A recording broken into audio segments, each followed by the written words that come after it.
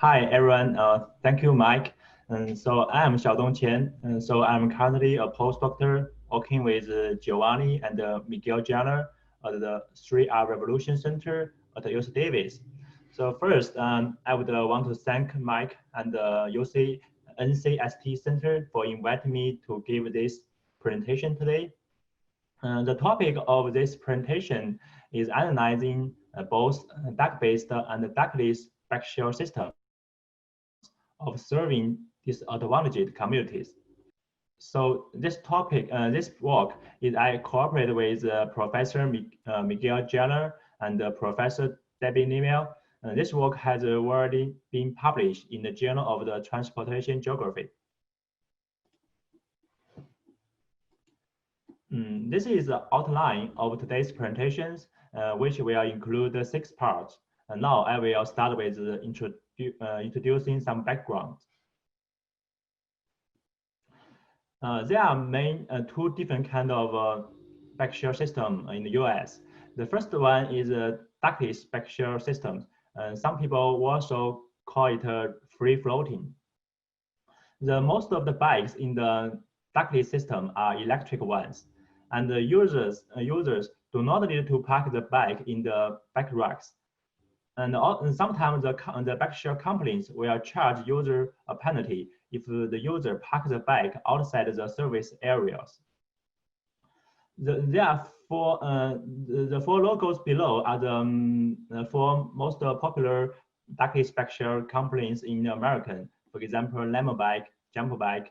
I think Jump now is being purchased by the Lemo, and also Spain and Mobike. Another form of backsharing is a duct-based one.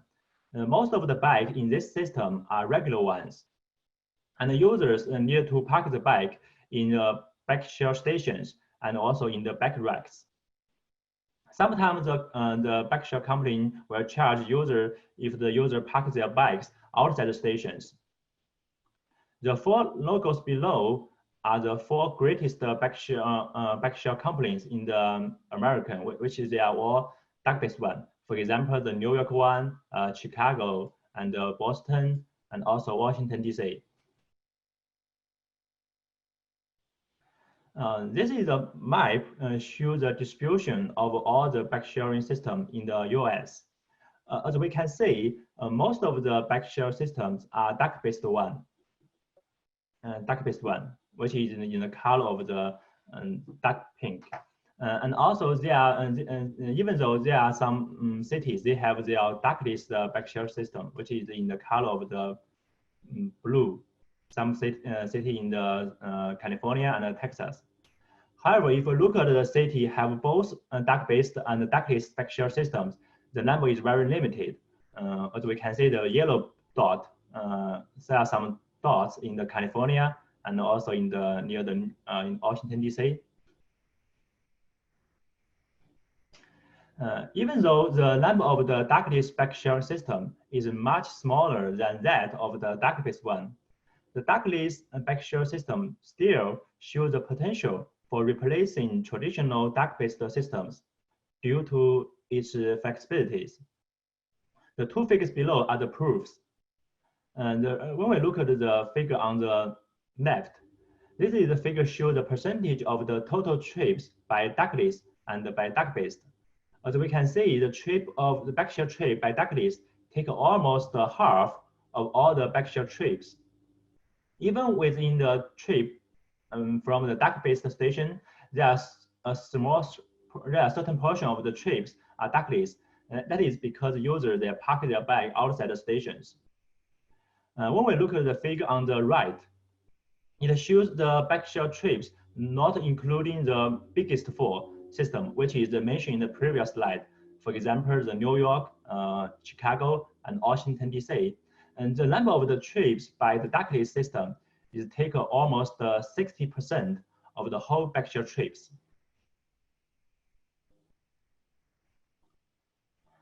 So currently, there are many research analyzing the equity problems related with the duct-based backshare systems.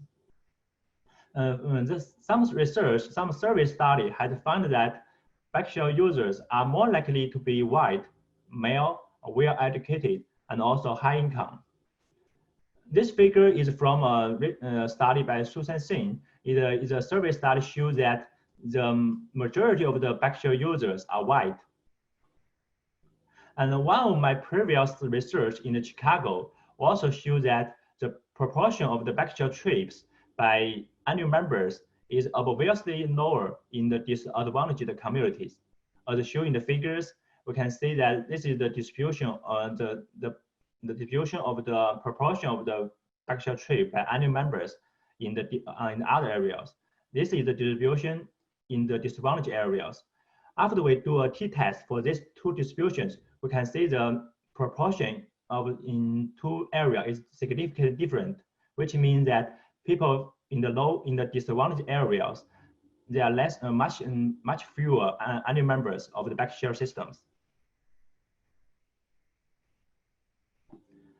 There are many barriers which may cause the equity problems mentioned in the previous slide. Recent research has identified several barriers. For example, the financial barriers, the people from low income, they may not have access to the credit card, and also safety concern. People, there are not enough bicycle infrastructure in the low income or minority communities, which will make them feel unsafe to ride the bike. And also cultural barriers. There's a survey studies identify that people from low income think that bicycle or cycling is not belong to them.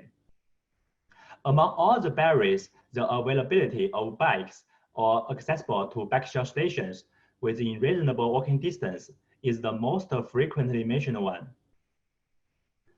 As we can see, there's the research from my previous study in Chicago. As we can see, the black dots represent the Backshare stations. We can see the density of the Backshare stations in the area with the white population domain is much higher than the area in the south and the west, which has more minority populations. This is the same with Philadelphia. And when we look at the ridership of the Dockless Backshare trips in Chicago, we can see clearly, this bar chart shows the trip generation and the trip attraction for all the Backshare stations. When we look at the areas with more white people, the ridership is significantly more than that of other areas here, the south and the west. No matter for trip generation or trip production, trip generation or trip attractions. So the emergence of the Dockless Backsharing systems and also the existing current equity problems in the traditional duck-based systems have needed me to think about these research questions. Will the emerging Dockless Backshare system finally solve or mitigate the equity problem faced by the traditional ones?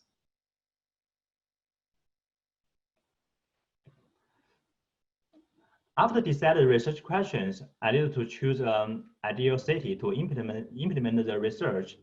As I mentioned in the previous slide about the distribution of all the systems in the US, there are many limited number of cities have both systems. Among them, San Francisco has both systems, which is a very great case study cities. In San Francisco cities, they have the duck-based system, which is called Ford Go Back. This is a name before the June 2019. After the Lyft purchased this system, it changed the name to the Bay Wheels. Since our analysis period is from July to March in 2019, so I will refer the name. I will refer to it by Ford Go Back in our following slides.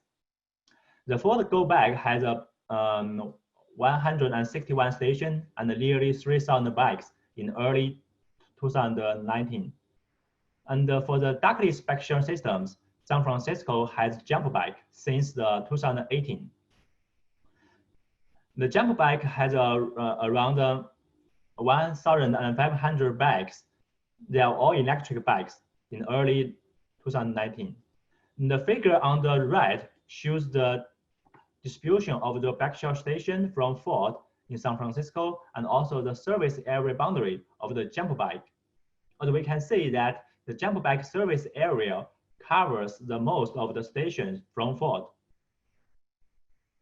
At the same time, the jump bike has only half as many bikes as a Ford Go bike.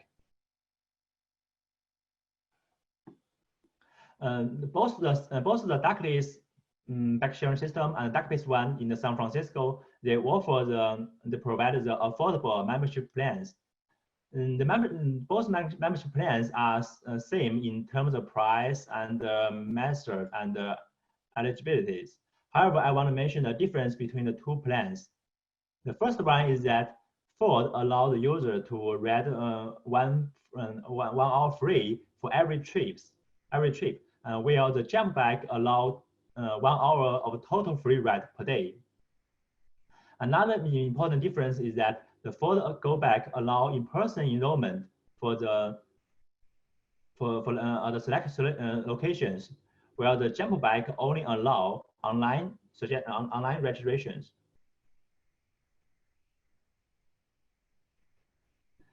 When I decide the city and I try to look in the data available for me to conduct the analysis. Fortunately, both systems have data available. However, the data from the two systems are different. The Ford Go bike, they provide the historical trip data directly. The trip data will include the trip duration and the trip start time and the start location, and also the end location and end time. They also provide the user tab, like if the user is a subscriber or day pass user. However, the jump bike provide data through a different way. They provide data in the standardized data feed, which is called the general backshare feed specifications, which is GBFS. The GBFS is an open data standard for backshare. It will including the real-time information, including the bike ID, like here, and also bike GPS information, and also the battery level of the electric bike, because all the bike in the jumps are electric one. I will use all the data available to conduct my following analysis.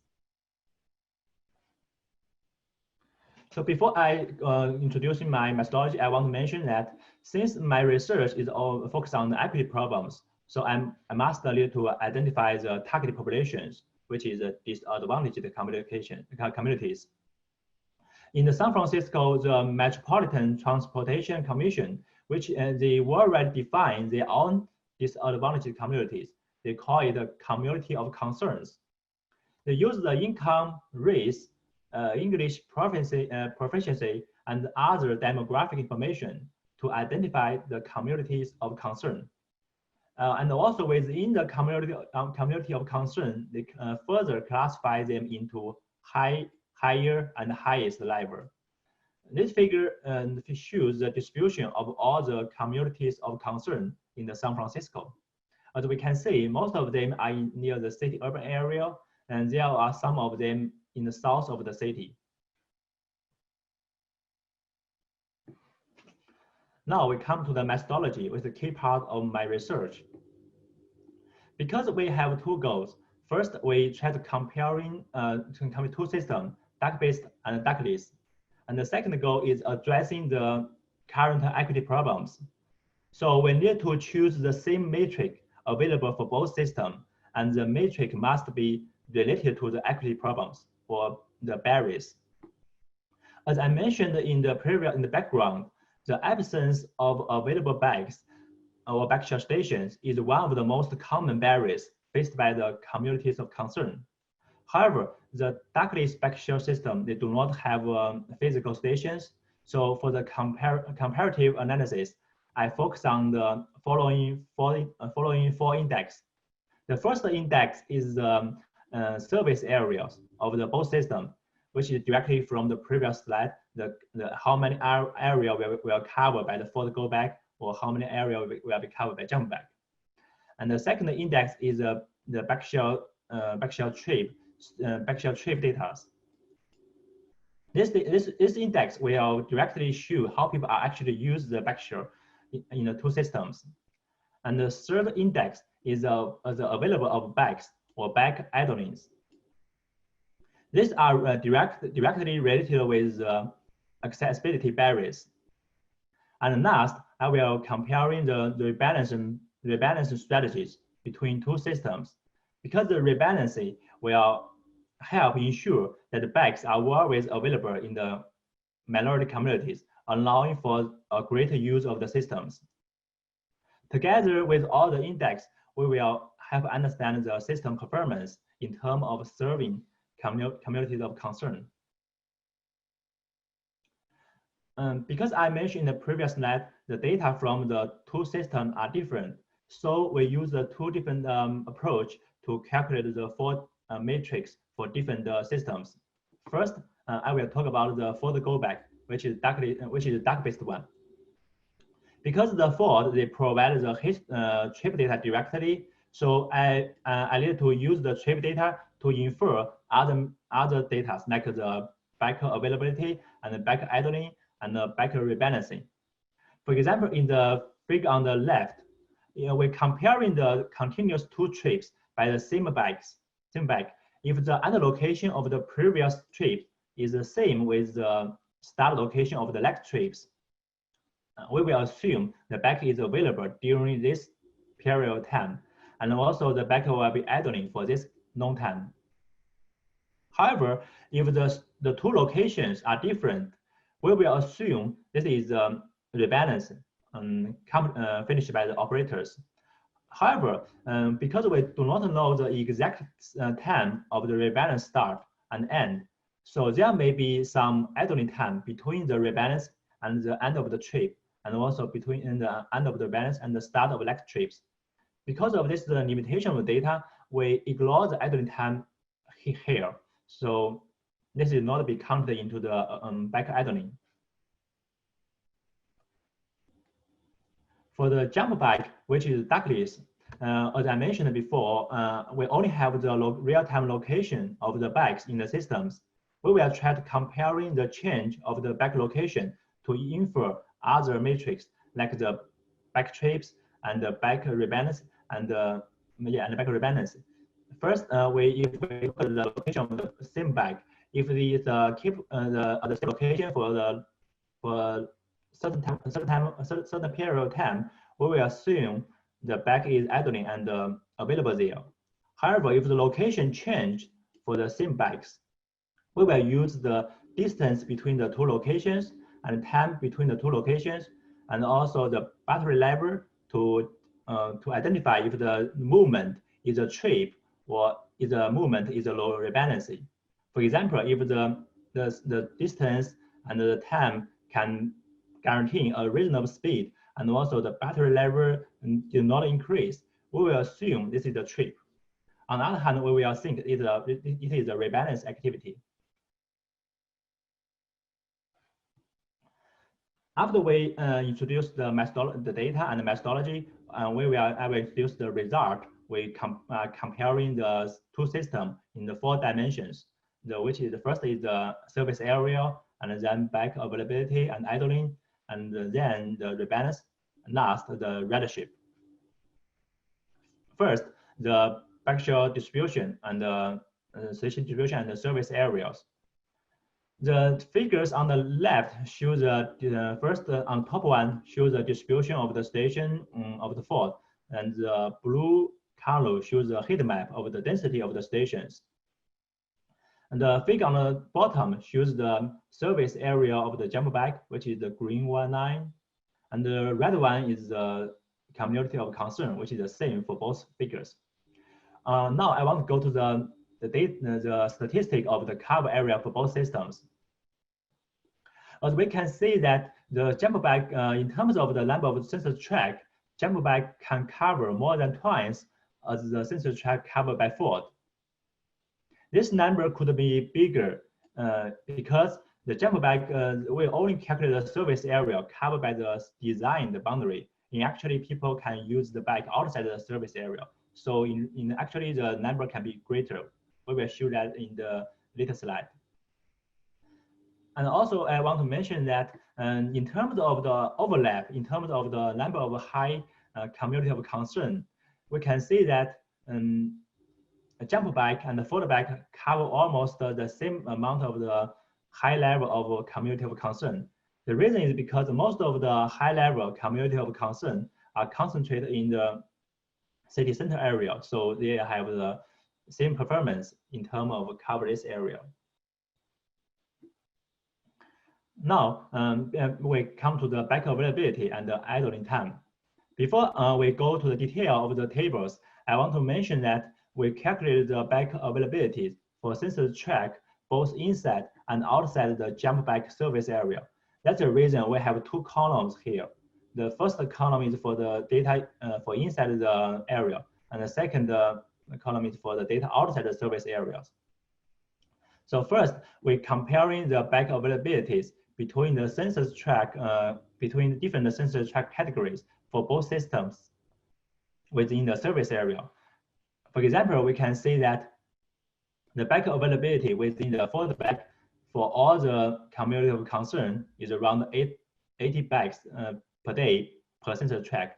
And for the other track, it's about 100 per bike per day, 100 bikes per day per sensor track. Even though the two numbers are different, but based on the, because it's the mean, this is the mean number, then we're comparing the distribution of all the data in the category and this category, they are not statistically significant, which means they are also the same level. And this is the same for the jump bike. If we're comparing the data in the available bikes in the community of concern and the available bikes in the community of other area, they are almost the same.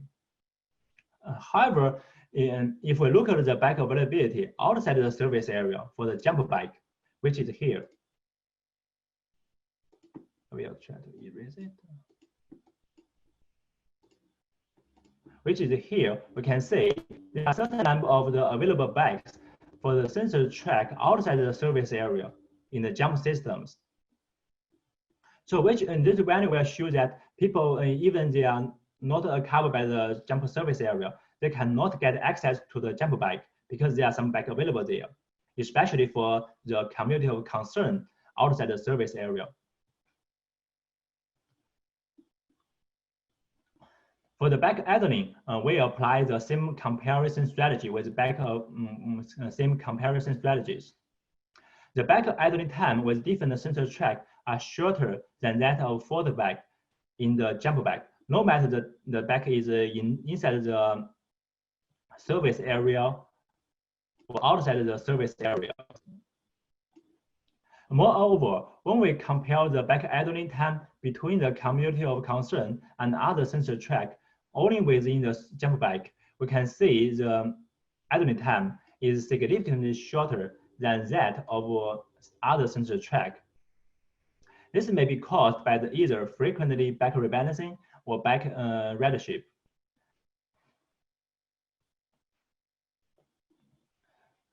Now, this slide shows the third dimension, the back rebalancing. Before I, so the two figures on the top show the rebalance activities for the go back. The top left shows where the back are rebalanced from. And we can see that most of the back are rebalancing from the city center area, which have more dark color, dark red, and the top right figure shows where the back are rebalanced to. We can see that most of the back are rebalanced outside the city urban areas. The two figures on the bottom shows the rebalance activity for jump bike. Because the jump bikes are not in a physical station, they can distribute anywhere, so we only plot the heat map. We can see the density of the heat map are almost the same among the two activities, triple rebalancing and the triple rebalancing origination and the rebalancing destinations are almost the same. And when we now we want to look at the exact numbers. Before I look at we look at the exact numbers, I classify the rebalance activity into 4 categories based on the origination and destinations. For example, the first tab is the rebalancing from the community of concern and the 2 community of concerns. And now we look at the exact number of the rebalancing. We calculate the proportion of the backshare rebalancing within different communities. We can see that the proportion of back rebalancing activity in the community of concern for the jump bike is higher than that of the forward bike. And also the absolute number is also greater than that in the forward go back. This will support our earlier observation about the back availability and the back idling time. This table, now we come to last dimension matrix, the riderships. The table shows the absolute value of the backshare trips generate or terminate in the community of concern in both jump back and the forward go backs.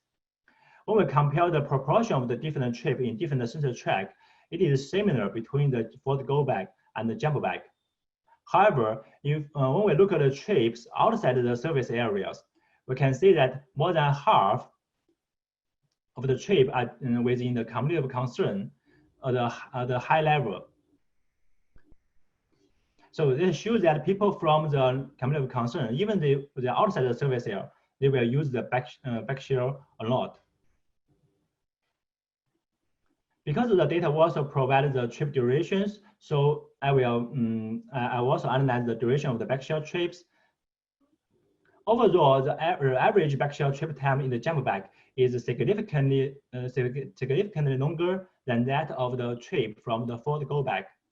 So considering the broadened trip distribution area, we infer that the jump back covers more area, including the both community of concern and other areas.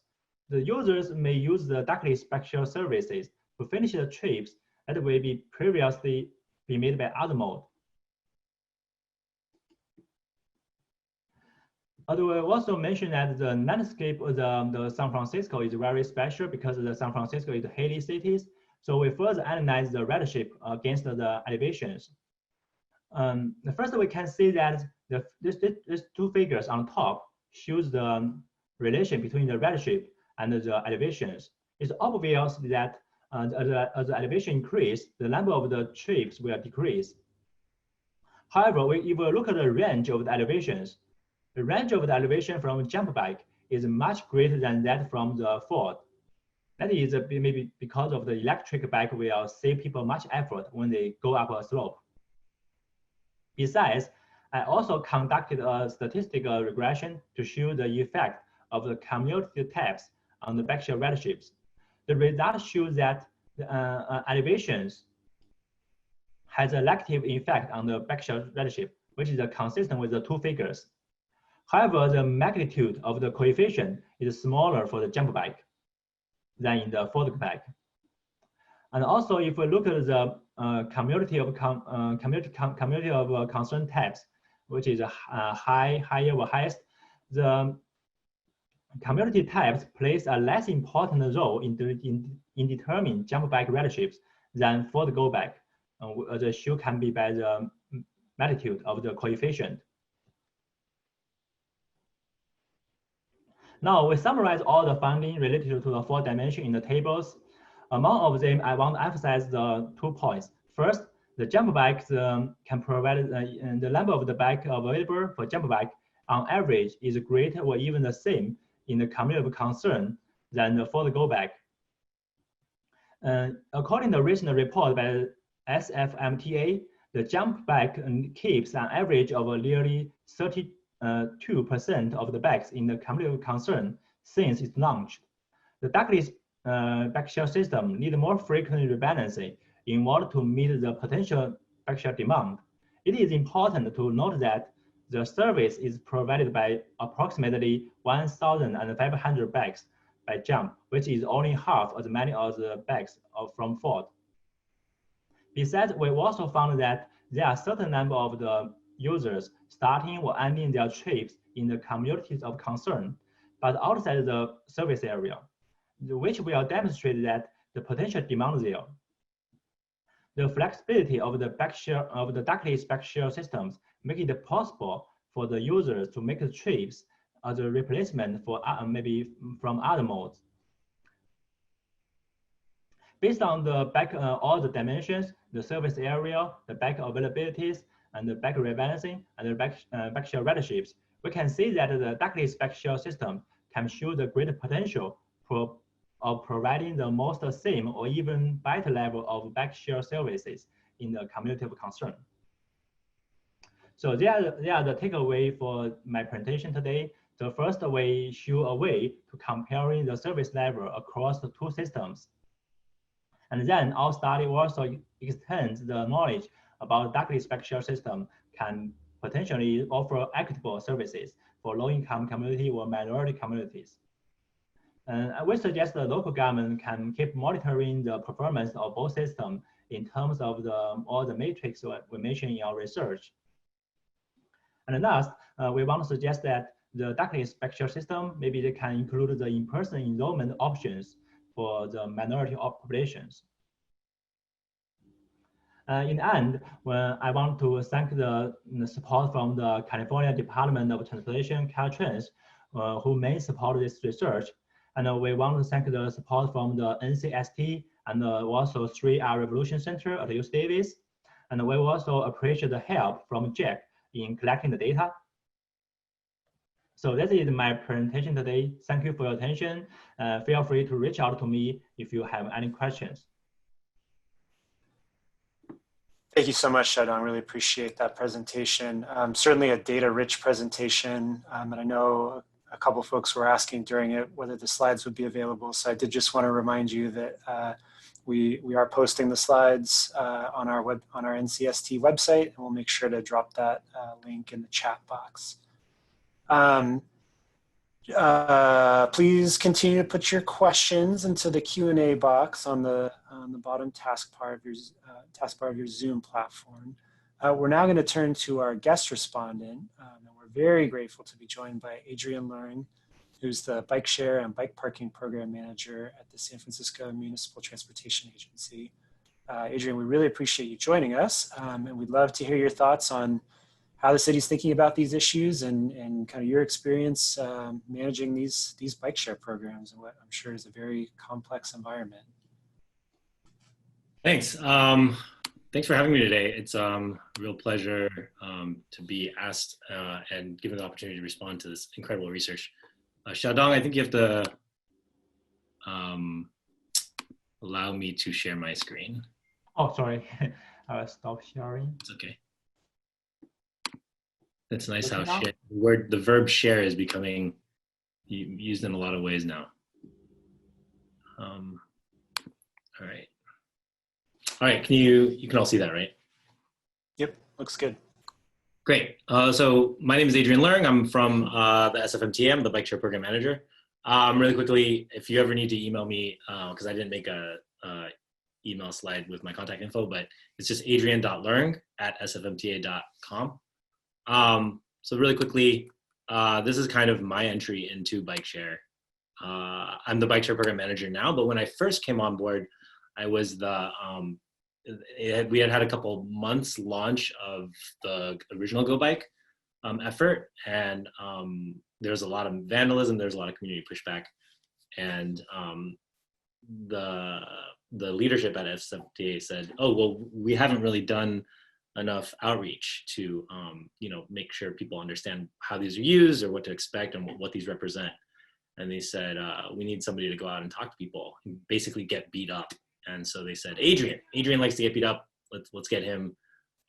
So here I was, kind of going out to talk to communities about this behavior and trying to get them, understanding of what these things mean, right? And instead of just kind of like signs of gentrification, which was one of the things that came back really hard on the bike share program. The next thing is, it is really an honor to respond to Xiaodong in the paper, because I feel like I'm being presented with a coloring book, and there's these like hard lines about data and how it shows that docs and dockless are being used. So I get to color in between the lines and provide some context there. So I think the data is mainly from between this first part of 2019, and during this time, Go Bike, which had been around for about a year and a half, had just launched the first version of their e-bike, and that was kind of in response to, and that was all docked, those docked e-bikes, and that was in part response to the sort of jump push into the city, where they had I think a max of 550 bikes allowed to be deployed, and they were already on their fourth version of the e-bike. So Jump had used to be Social Bike, and so Sobi Social Bike had, you know, really focused on this kind of e-bike technology, and so they got into a good place. And for a long time, people were saying like, oh, these Jump bikes are so much nicer than the Go bikes, which the first version had actually been rushed by Gen Z, which has since gone out of business. But they had these issues like derailleurs, and a derailleur on a shared bike is kind of asking for trouble, because you'll derail a lot, and then, you know, all of a sudden the bike's not functional, and that really sinks your kind of your service, both because that bike is out of service, but also because when you put it in a dock, that dock is going to be locked for this broken bike. So you can kind of see how, you know, if you didn't have enough technology competing on this scale, it could be, you know, hazardous for your service to compete. So the cool thing about this time frame is that it was very much this Uber versus Lyft period. You know, Lyft had kind of acquired Motivate a little bit, and so they were kind of moving in, and then Uber was coming in with Jump, and there's plenty of articles about those transitions. I think Vice actually did this interesting article about the Jump fleet after it was, you know, after Uber jettisoned Jump. But you know, if you want, you can follow up. It was an interesting time also because we had this contract with what is called effectively Bay Area Bike Share, but you know, it's the contract holder became Lyft, and we had this other permit model with Uber, and that was the stationless, kind of the first stationless bike permit we had, and then we subsequently got sued. So but I just wanted to call out that this is kind of the context that we were looking at. There's a technological difference, and they have these two titans of the rideshare industry, of transportation platforming, if you will, and this was playing out in the streets in my arena of bike share, which was really great. So I got to front row seats to this fight, you know. But it wasn't really exactly a fair fight. I mean, they're very different things, right? So one great thing about this is that following this period, people were like, oh, we could actually have hybrid e-bikes, right? If you're going to put batteries on these things, you can also put locks on them. That means that they can be at docks, but they can also be at bike racks. And so that's really precipitated what we had now. Now we have this hybrid system in San Francisco, and the bikes now can be put at stations and locked at bike racks, and it's very flexible, and it has theoretically the best of both worlds, which is great, right? I mean, if you return a bike to a station, then it's a cheaper trip, or so there's like a bit of a price differential depending on where you return the bike, but you really can go everywhere, and the service area actually encompasses the entire city now. So I think that was one of the things that Xiaodong also called out, like the service area is, and one of the Q&As pointed this out, the service area for dock-based, strictly dock-based, is restricted to the dock area. But with stationless, you know, you can go anywhere, and so long as you have enough bikes. And so the hybrid e-bike system allows us to do that, and it still allows us to advance docks because they're still valuable. And I'll talk about that in a little bit. So then we implemented hybrid e-bikes, and then there was the first e-bike crisis, which you know, going back to the technology kind of just catching up. There was this issue with the brakes, and then they pulled, you know, GoBike pulled all the e-bikes off. And then there was a lawsuit about exclusivity, you know, based on, we have the contract, you can't permit anyone else. That was the discussion. That lawsuit is actually still going. So we're kind of in discussions about that. And then there was a second e-bike crisis when they came back. So again, technology was still changing, and there were these bikes catching fire, and they determined later it was largely about the batteries, which I think they've since resolved those issues, which is great. And then earlier this year, you know, we all went into quarantine for the pandemic, and then a couple of months after that, Jump exited the soft shared mobility completely. I call it soft shared. Some people call it micromobility. I like soft shared. It's the soft shared modes are, you know, walking, biking, skateboarding, scootering, things like that, instead of the car share or I mean, the original shared mobility is really transit, right? So, but anyway, this is the end of jump in the soft shared space. So I think the biggest hole in this discussion right now is the cost. And the reality is that dockless e-bikes have a much lower overhead, which allowed Jump to kind of do a lot more of this great operations, which they could, rebalance a little faster. They could spend a little more money to even doing outreach, because they didn't have that overhead cost of the docks that requires a lot of effort. I mean, my first job when I got into bike share was convincing people that we're going to put the station down, and that alone was an exorbitant amount of time, because people would be like, well, first they'd say, what about my parking? Second, they'd say, that I don't want a sponsorship, I don't want a billboard near my place, right? So and that's something that San Franciscans feel very strongly about. We don't have a lot of billboards like other cities, and parking is, any place parking is a premium, and we haven't solved this sort of Shoupian, price parking effort. So with that in mind, I think that Jump had kind of this more resources available for better operations at that point, and also a little more outreach. The strange thing is that, when you have e-bikes, and this has been established, e-bikes actually cost more because you have to do more battery, swapping. And when you have stationless, that's also more expensive because you have to go find the bikes, right? Having the sort of dock-based program, you can find the bikes in a very specific place. They return. So the docks actually, the benefits for operations are huge, right? Your servicers know exactly where to go to replace bikes, and your customers know how to get them and leave somewhere else. So the moment you add a dockless component and an electric component, which is effectively what we have now, we have a hybrid system now, it's really expensive. So there's always this kind of cost, and in the business models we have, which are very much about private sector,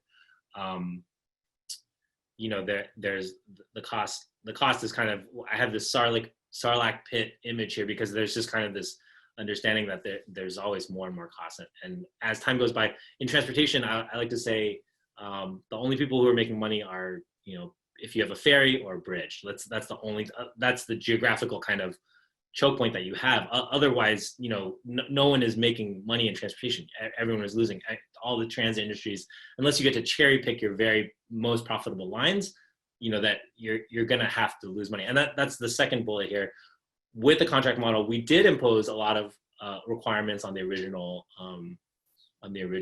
contract, whereas the permit that we gave to Uber didn't have some of the same things. And I'm happy to get into that. But finally, the Sarlacc pit of cost is huge. I mean, the private industry has not been able to make a real profit from any of these kind of huge businesses, right? Even your TNC, even your ride shares, your Lyfts and your Ubers are not technically profitable, right? So you can imagine these platformers come into run bike share, and they're like, oh, this ride share is actually not making money either.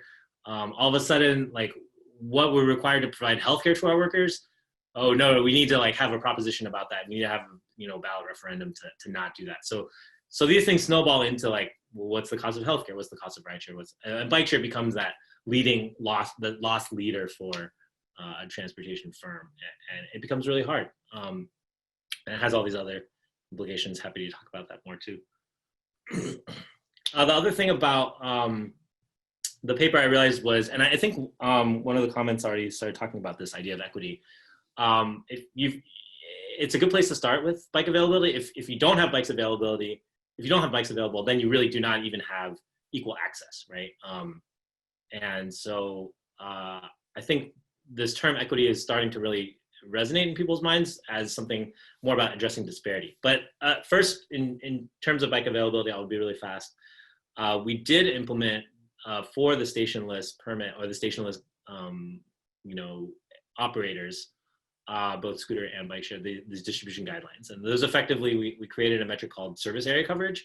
And so the idea is, at any moment, you can freeze a photo of where all your devices are, and then draw, a quarter-mile circle around them, and then say, how much of the service area are you covering? And presumably that means that somebody within a quarter mile could walk to that device and then take it go there. And so that we said that's addresses a lot of this bike availability. I think the census tract methodology is sound, but I think that when you go out to the public, nobody really thinks in terms of I'm going over to the census tract next door. Nobody really thinks in terms of census tracts. But if you just have a simpler metric that says, hey, service area coverage, what does it look like for, can you get to a bike in a quarter-mile walk? That seems reasonable. And then, how much of the time can you do that? And that's actually moving us towards this idea of right-sizing the fleets to the deployments, which is about the idle time, I think, Xiaodong.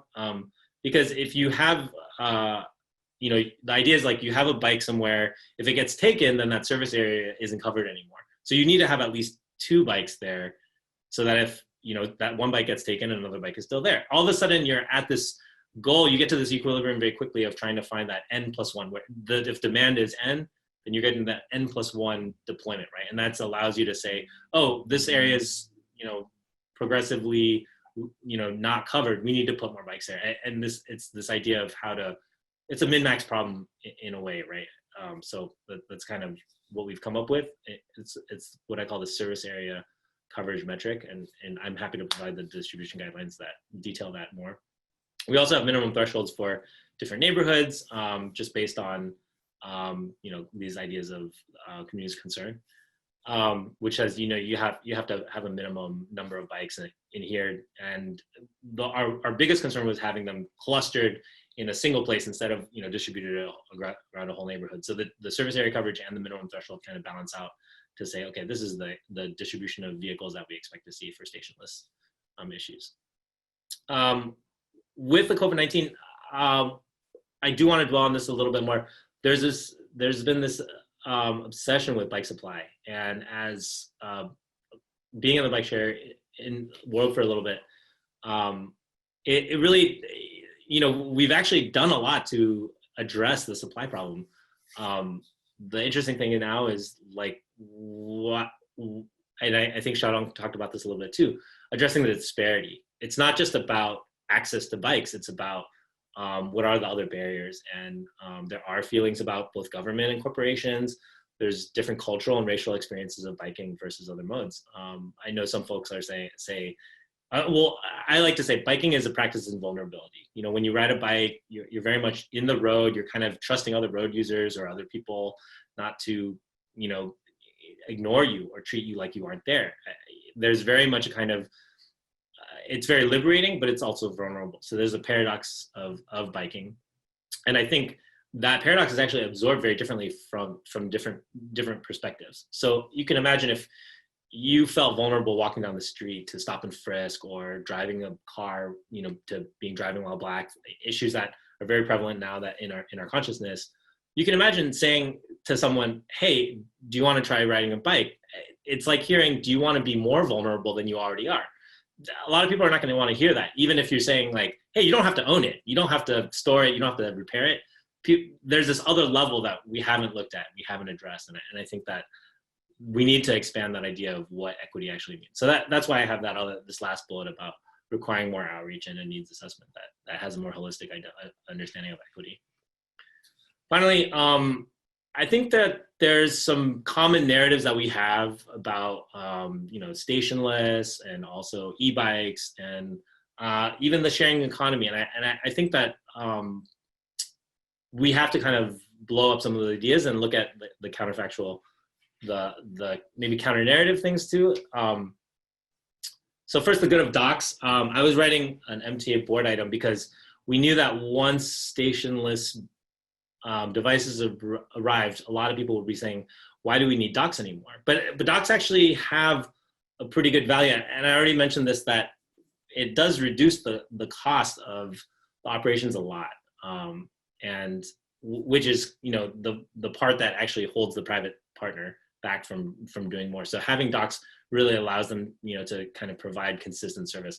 So when I was justifying the, ongoing expansion of docks in the legislation, I wrote this very redundant phrase, regular service for daily routine reliability. The idea was really trying to communicate to the decision makers, like, docks are good because it allows us to do the same thing every day or to know that something is always going to be in the same place. If you have to look at your app all the time to find out where the device is, or start hunting for a device, like I've had to go down alleys for devices, or you'll get to a place and the device is like in someone's house or someone's backyard, and you're like, this is terrible, right? It's kind of a big turnoff. So the docs actually really provide some sort of reliability.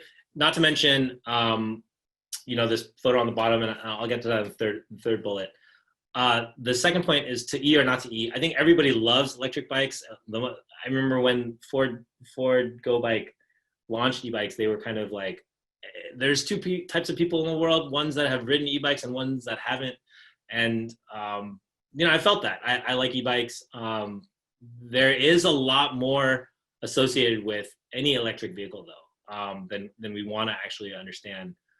There's battery life, there's dependency, there's, it isn't necessarily sustainable if you look at kind of a macro level of what happens to these batteries after.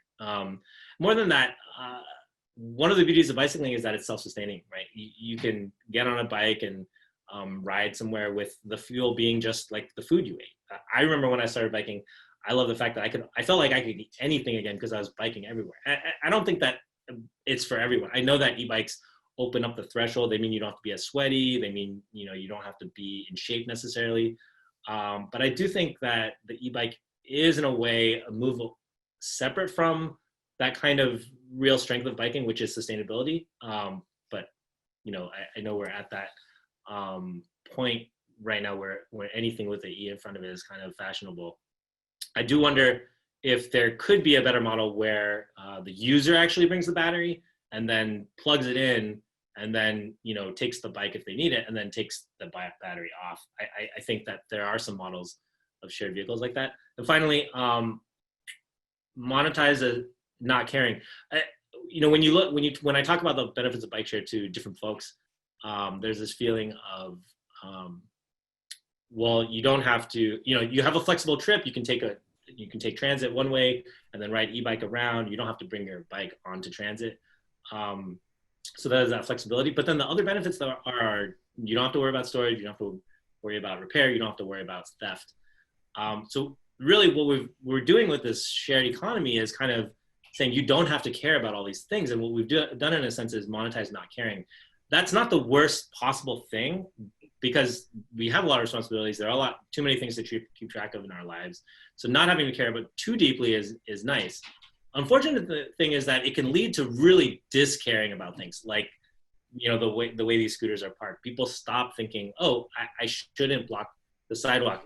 And it actually, you've induced this kind of idea of, hey, now I don't have to care. I can leave this anywhere. And so that's another thing. The docs actually help you organize and they say like, hey, there's a space for this. It signals like you should care a little bit, right? And same with the lock 2 on these things that we've instituted in San Francisco and in other systems. I think as lock 2 is coming around, people are starting to say, oh, there's a lock on this. It means I should lock this at a bike rack. It means I need to care a little bit more. And to really show how not caring has become the sort of monetized thing. There's even this Instagram channel called Bird Graveyard, which is just about scooters getting destroyed and demolished. And this is fundamentally monetizing people caring to destroy like these systems that are supposed to be helping people be mobile. And it's almost to this point where we've made it fashionable and monetized to not care, right? Like it's you can make money by showing how much you do not care about something. So those are my my points. So thanks for having me, and I'm excited to listen to the questions. Thanks very much, Adrian. I appreciate your point and kind of your multiple points that I think you really kind of hit home that when we're thinking about equitable access to these services, the availability of the bikes is maybe a necessary but not sufficient factor to determine whether folks are going to consider them to be accessible. So I really apologize. We are kind of running up against it here and we want to have a chance to get to many questions. I would encourage all of our participants to reach out to our speakers if they'd like to ask more questions that we don't get to. We'll try to answer one or two here just in our last couple minutes. maybe we'll talk first about data. We got some questions about the data that was available for both systems and whether that was something that was kind of mandated through the city, through the permit or contract stipulations, or some other form. So Xiaodong or Adrian, I can open that up to either of you. Yeah, I can talk about the data. So yeah, one way sometimes we do the analysis for the equity or even some other research problem in transportations, the data is very important. They can support us to make the analysis or decisions. Currently, based on in the shared micromobility, like bike sharing, there are a lot of data for the dock-based bike sharing system. They provide available historical bike share trips. However, for the Dockless bike share systems, the company are not willing to sharing the trip data. So we have to, find the data from other source, like the GBFS. So that's a kind of a limitation for our analysis regarding the data part. Yeah, if the data is available for the both system or in the same format, the analysis will be much more easier. So we can also provide a much more informative analysis, a comprehensive analysis. So yes. Yeah, I think during the time of this data collection, the Jump had a permit that did not require them to share the data in the same way. The MDS standard hadn't been standardized. So it's actually interesting because now there are a bunch of ride-sharing companies are saying like, you can't give data, like spatial data like that, breadcrumbs, like things like that, like that's personally identifiable information. So there's this huge debate about what these companies do and don't need to share with us now. I think we'll try to just squeeze in one more question. So we did get a lot of interest about e-bikes versus traditional bikes. And, in this comparison of docked versus dockless systems, with the dockless being e-bikes and the docked being primarily traditional bikes, to what degree, if the docked system was all e-bikes, to what degree would that maybe have changed the usage? And Xiaodong, you presented some data about the e-bikes really kind of facilitating more use in areas with more elevation gain and things like that. So, are some of these differences really assigned to docked versus dockless, or is it more of an issue of e-bike versus traditional bike? I think without enough docks, then of course, like the stationless makes a big difference, right? Like Jump was able to access areas that we were very slowly growing the system at that point, and we're still growing it, but it's twice as big as what it was in 2019.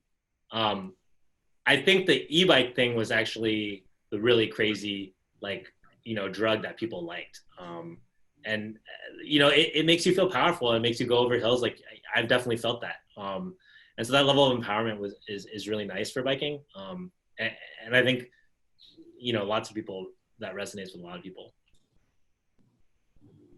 Xiaodong, any last thoughts? Yeah, I agree with Andrew. So yeah, the way, up until now, based on the data available, we cannot say if the format of the Dockless or the introduction of the e-bike make the difference. Which factor is more important? I cannot say that based on data available. But it will be a very interesting question, because if we have a data available, we will provide more dedicated policy suggestions. So which kind of the policy suggestion the government can subsidize which kind of format? We promote more e-bike, or promote the Dockless format and Dockless systems. So it's still based on the data available. Thank you. Well, we're out of time, so I did want to thank our speakers very, very much for joining us, and thank our attendees for joining us today. You all see a quick survey that'll pop up as you exit Zoom, and we'd appreciate any thoughts you care to share with us. And sorry we didn't get to more of your questions, but clearly a lot of interest on this topic, and look for more of our upcoming webinars. So thanks very much to everyone, and hope you have a good day.